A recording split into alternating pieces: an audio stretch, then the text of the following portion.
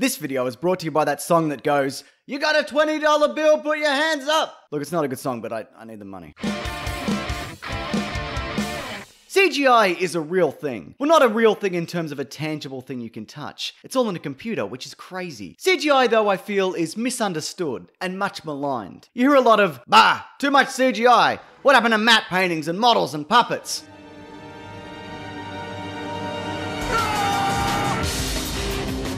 I liked it when they enhanced movies with special effects, but not the kind of specific special effects that I don't like. The thing is though, a lot of CGI, when given enough time and money, is imperceptible. So imperceptible that you'd be hard pressed to even percept it. And there's even one included on this list that may shock you to your very core. Unless you already know about it, in which case you will not be shocked to your core. So here we go. 10 CGI effects you'd be hard pressed to notice. Will this devolve into a weird existential crisis about fatherhood and getting old?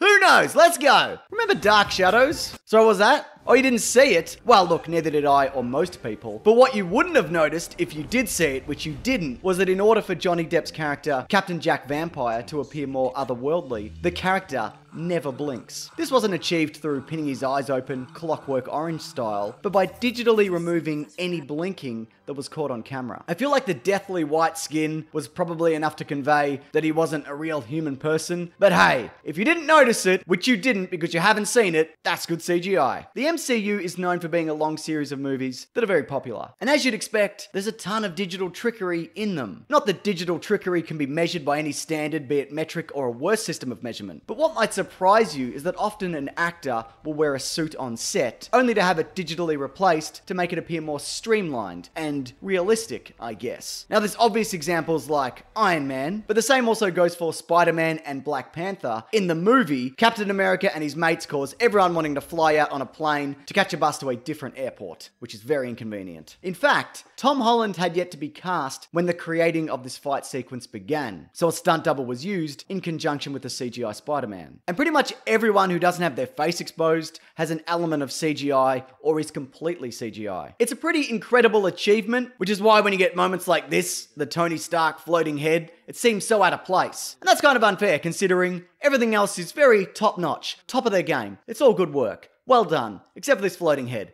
Looks real weird. It's not your fault. Probably a time thing. A slightly different approach was used for Spider-Man Homecoming. Tom Holland was on set as much as possible in a physical suit, and then any imperfections were removed, as in smoothing out creases, removing zippers, and digitally enhancing the eyes. And that's movie making, baby! Hey, speaking of movies and movie making, have you seen Forrest Gump? You know what? You absolutely have seen it. Even if you think you haven't, I bet if you started watching it, you'd quickly realize that yes, in fact, you have seen it. You just haven't seen Dark Shadows. That's okay, but you have seen Forrest Gump. That movie, though, it opens and closes with the arrival and then exit of a white feather. Now, I guess this seems more obvious nowadays because it has to be, but in 1994, holy shit, that movie is 24 years old? Sorry, in 1994, that kind of CGI, it wasn't obvious at all. CGI was like a dinosaur, a water face, and also people always point to that stained glass window coming to life in young Sherlock Holmes, but that movie was the Dark Shadows of the 80s. Absolutely nobody has seen that movie. I mean, clearly this feather, it has to be CGI. Because how would you even go about filming something like this? What, with like a series of incredibly accurate fans sitting just behind the camera, which is on a crane,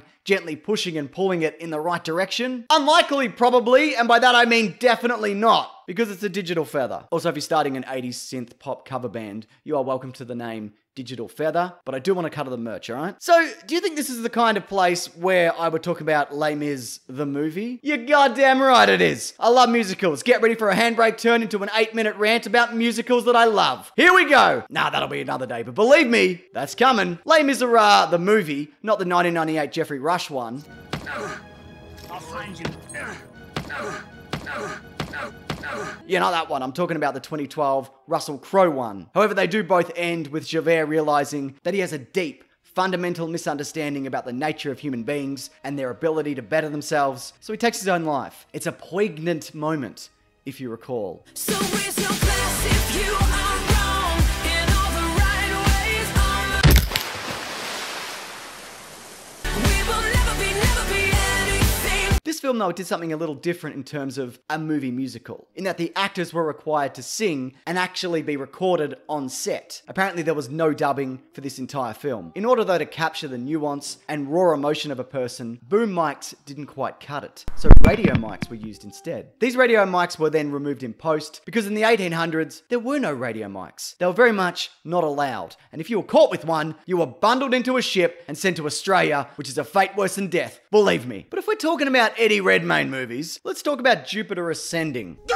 Channing Tatum, he wasn't really a dog man with hover boots. You know what, I don't know the specifics of that character, I haven't seen that movie. But this was all, it's digital trickery, none of this is real. It's crazy, right? However, another Eddie Redmayne movie was the one where he was Stephen Hawking. Not really, he was just acting, don't be fooled. This scene where he's in the bath observing muscle spasms in his wrist, that was done digitally by combining two separate shots. One with his hand still, and the other where he's flexing his fingers, causing the ripple beneath his skin. It's a simple trick, but effective nonetheless. Just like this. Cue like a funny video of a guy hurting himself.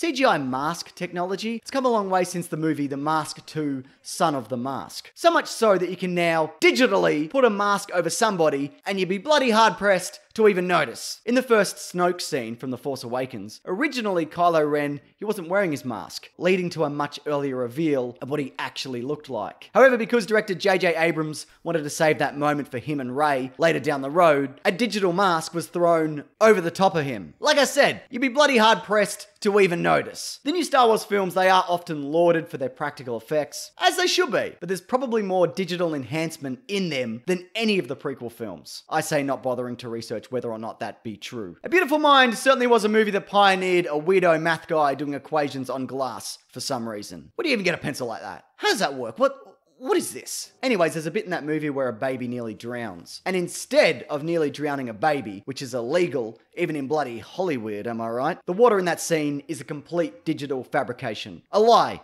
A ruse, a misdirect, a trick of the eye and mind. But that's Hollywood for you, isn't it? All deception and smoke and mirrors and deceit and lies. But speaking of deception and smoke and mirrors and deceit and lies, this one is now Hollywood's best kept secret that everybody knows. Since it's the last best kept secret that everybody knows came out. That being that everybody is a terrible person. I'm of course talking about digital facelifts. Now this technology you would have already seen in making actors of a certain age appear younger, for narrative's sake. Marvel seems to do it every movie, whether the situation calls for it or not, but it has been used in much more subtle ways. An early example of this was the 2005 thriller, The Jacket. Never heard of it! I guess it was the Sherlock Holmes Jr. or whatever that movie was called of its day. A piece of software was developed, nicknamed Curacil, designed to cover up a bad skin outbreak on Keira Knightley. This type of effect was apparently also used in the Harry Potter, The Awkward Years movies, to touch up any blemishes that teenagers may have. Because, they're teenagers. That's puberty. You just gotta roll with it. Look, you're probably not gonna have a good time, but it does eventually end. But here's the thing. These kind of digital touch-ups are apparently rife in filmmaking, smoothing out wrinkles, blemishes, smile lines.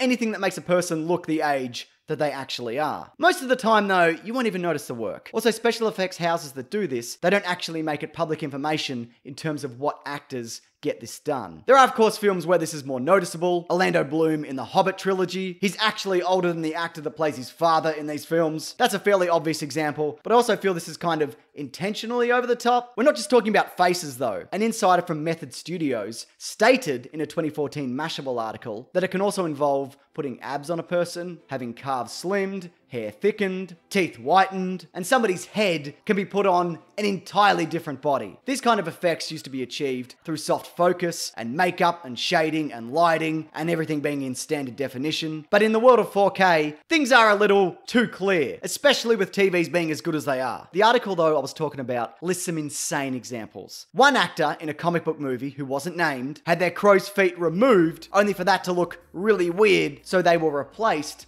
with less severe crow's feet from a different person. And again, they didn't mention who this was, but I believe it was Jeremy Renner. You've been sprung, Renner! Another one mentioned was a comedy where the lead actress was in her 40s, and it was required that 600 shots were altered over a period of 3 months to get her looking slightly younger. This again was also Jeremy Renner, I suspect. You've been double sprung, Renner!